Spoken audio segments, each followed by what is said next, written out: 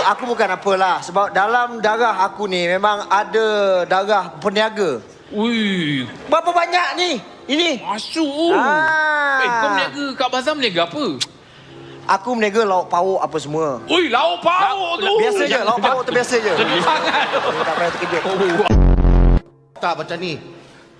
Alu terdesak. Alu kat sekolah dekat bandar tu. Alu banyak utang. Saya dah kata jangan main mesin.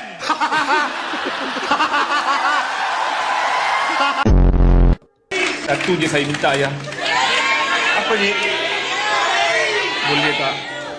Sebab kawan saya tu anak yatim. Boleh tak ayah cium dahi dia?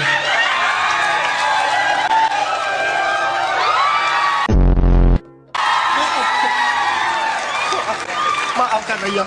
Maafkan ayah. Maaf. Engkau pun anak aku, Mai. Anak aku dah ada 3 sekarang ni. Maafkanlah ayah.